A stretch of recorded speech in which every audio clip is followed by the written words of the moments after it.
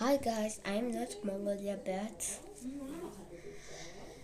би маргааш 12 цаг 30-40 минутад би хот явах байгаа.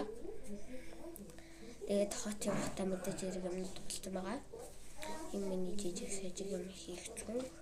Тэгээд харин тэнд орж чандан байна. Гэтэ яг ч чандан биш л дээ танаас таа. Энэ ингээд юм жижиг зүг хот авч явахад яг тохиромжтой би хотод 1 жил байхаар шийдэггүй л дээ. 4-5 хоног хончоод шинэ жилээс өмнө ирэх байгаа. Өнөөдөр болохоор 12 сарын. Өнөөдөр болохоор 2025 оны 12 дугаар сарын 27. Тэгэхгүй юу? Тэгээ маргааш 28-нд би явах байгаа. Тийм. Тэгээ мэдээж хэрэг юмнууд бэлдсэн. Энэ дотроо ингээд жижиг сэжиг юм хийн жишээ нь нөрөг утас цэнэглэгч чихвч тэгээд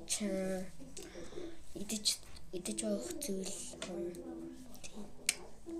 би болон ганцаараа сууж чадж байгаа.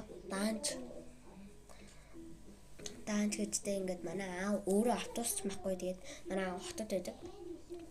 Тэгээд нөгөө биулээ ганцаараа сууя гэсэн боловч хүн нь суух газар байхгүй учраас мэдээж хэрэг би хүнтэй сууж таарах байгаа. Гэхдээ хот амар тийм манайхан хот амар төгсрэлтэй утаа ихтэй яана би очиод тайван бий чадах юм болов. Манай эрдэнэт бол амар гош тасархай. Утаа байхгүй, төгжрээ байхгүй. Гайг хот шүү дээ. Бархан хот хоёрлаа амар төгжрэл утаа ихтэй.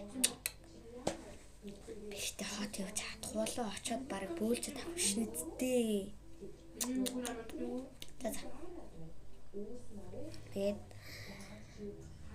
Тэгээд би бараг хэд хоног бичлэг хийхгүй байх.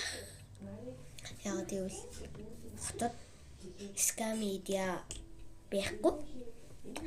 Хотод манай гэрт скамедиа байдаггүй.